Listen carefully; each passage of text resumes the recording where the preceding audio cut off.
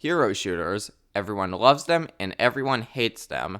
The main three right now are Overwatch 2, Apex Legends, and Valorant, with more games still adopting hero shooter elements such as X Defiant. However, another game that often gets lumped in with these other games occasionally is Team Fortress 2. At surface level, it makes sense to put there. It's a first person shooter with different characters, so that must mean it's a hero shooter, right? Well, no. When you pick apart the details, TF2 really doesn't belong to others. So, join me once again why we see TF2 as completely superior. Compare common design elements to see why TF2 is in a class of its own, literally and figuratively. First, let's look at how the class is designed in a gameplay sense. In TF2, the classes are defined by their base attributes and weapons. Classes will have different health and movement speeds to differentiate them. Additionally, there might be a small passive like heavy taking less knockback. Pretty simple. To contrast this, let's start with Overwatch.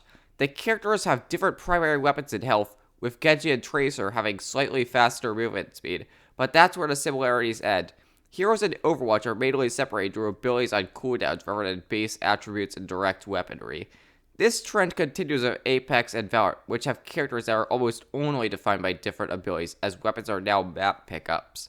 There's a clear divide here that also ties into the artistic part of the game, but we'll get to that later. TF2 characters are more defined by their physical ability and weaponry, while hero shooter characters are more defined by gadgets and superpowers. It's not just how the characters function by themselves that differs, though. It's also how you interact with your teammates. It's no secret TF2 was built for people that hated working for their team. It was in the design doc since day one. TF2 classes are designed to be strong by themselves and able to take down multiple opponents if you're good enough. The main exception to this is Medic, but in exchange for tethering yourself to the team, you become the strongest class in the game. This highly contrasts the modern hero shooter, where the classes are designed specifically to synergize with each other. In TF2, there's only one dedicated healer. In Overwatch, that's an entire category. Roles are more clearly defined in hero shooters, causing more specialization and a higher reliance on your teammates. Because if your controller teammate isn't smoking the site in Valorant, you're probably going to lose. To further prove this, Apex Legends literally doesn't have a solo mode in a battle royale. You know, the genre that initially started as last man standing wins, in this game doesn't have an option for you to just play by yourself. Speaking of player agency, let's look back at special class attributes and how they tie into player agency. In a lot of modern hero shooters, abilities are programmed to work in a specific way almost every time, and that's that. Press shift as Pharah and you move upwards. Do a flash as Phoenix, and there's only two ways it can go relative to your crosshair. There are exceptions to this, but most of the time there's not much to using an ability. It's simple, it's accessible, but it also robs a bit of player agency to potentially use them in ways that weren't intended. Take rocket jumping in TF2. You shoot yourself while jumping with the correct timing, and you can launch yourself in many different ways. Combine this with different environmental features, and you've created one of the most in-depth movement mechanics in any FPS games. This also applies with shields, as it may be a simple press of a button to move at first. You can also hit a ramp in the correct direction and speed to go flying. This philosophy continues with the design of ultimate abilities. In most hero shooters, everyone gets an ultimate eventually. Sure, you can charge it faster by being more active, but def won't slow you down too much. In TF2, ultimates aren't guaranteed and require active play while not dying once, or it will reset the meter.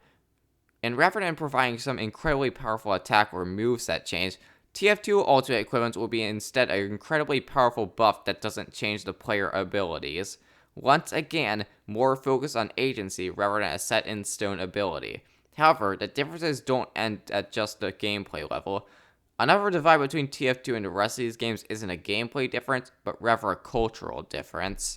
When you look at the fan bases for a typical hero shooter compared to TF2's fan base, the difference is night and day. Since most hero shooters go for an esports audience, most people in the Valorant community care a lot more about the pro scene and the meta. Ranked content dominates the content creation scene, as that's the main game mode and the one most of the excitement of the game comes from.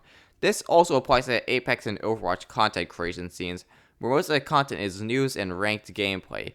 This is nothing like TF2's content scene, where there's a larger variety of content created. This is in part of TF2's appeal as a casual game, but also in part due to the fact TF2's ranked mode is bad. Fix it already, please. However, the content you consume isn't the only thing that varies in the community. As we all know, Overwatch, Apex, and Valorant are all filled with a whole lot of tryhards. As some people only view the top ranked people as being worth listening to, then winning is going to be a lot more important. This amount of tryhards doesn't exist in TF2, however, we're going to get a lot more racism. This isn't necessarily because TF2 is a secret recruitment program for the KKK, but because TF2 has a lot more expression for players and more lenient moderation. Overwatch and Valorant both record your voice logs and highly prioritize making a community inclusive, meaning that a lot of the edges are smoothened out. TF2, on the other hand, is a lot lighter with moderation. C is also a lot better of a platform for expression, as there's a lot more profile customization. Combine it with TF2 allowing you to put any picture on a sign as long as it isn't illegal, and giving you the ability to name your weapons nearly anything. And TF2 is a lot more of a social environment with people more willing to express themselves. But let's move away from the people that play the game and look at the game as an artistic expression. When you look at the games for a pure art style expression, you can see how TF2 could potentially blend in as another hero shooter. After all, the art designer for Valorant also designed TF2. However, what's more striking is the difference in setting. Almost every modern hero shooter takes place in a futuristic setting, while TF2 is set in a stylized past with futuristic elements. While in Overwatch, Apex, and Valorant, you're fighting in some futuristic cities or a specifically made battle arena in the case of Apex. In TF2, you're just fighting in a desert or industrial environment.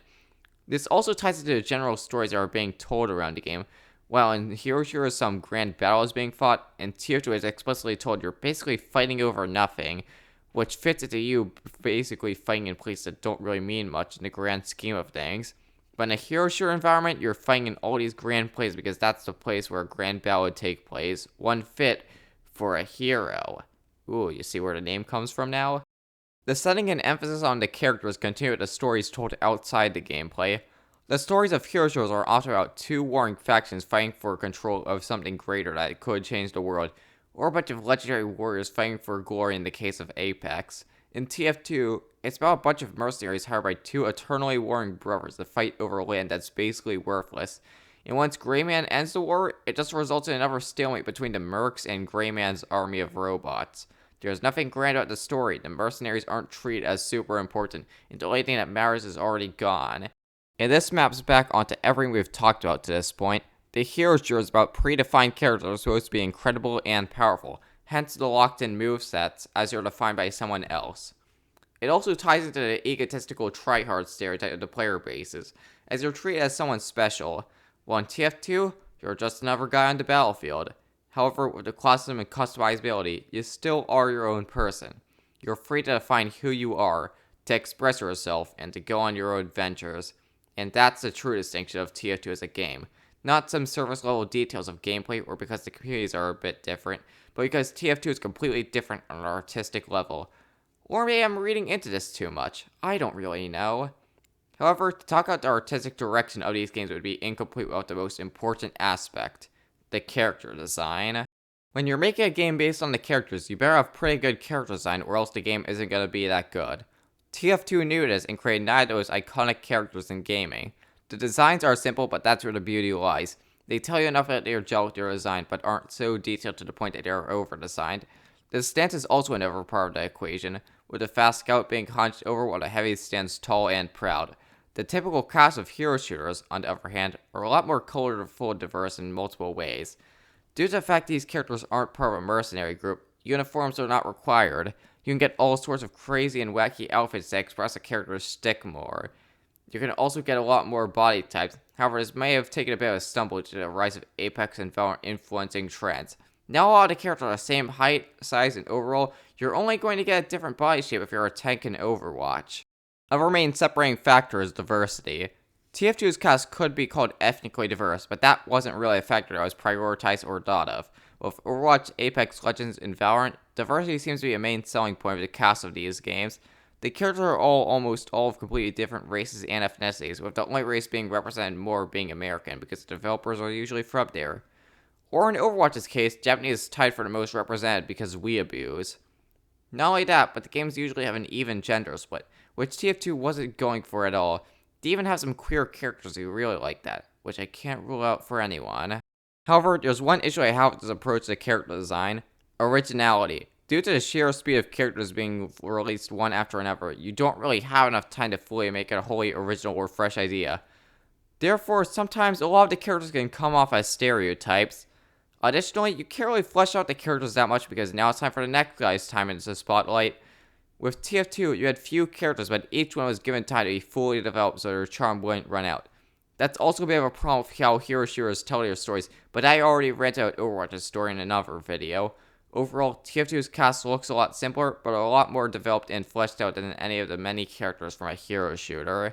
Sure, it may seem fitting to put TF2 with other character-based multiplayer FPS games, but when you look at the actual details behind it, TF2 is completely opposed design-wise to the modern hero shooter. It's like how Halo maybe grew with the arena shooter genre, despite lacking the speed that is typically associated with them.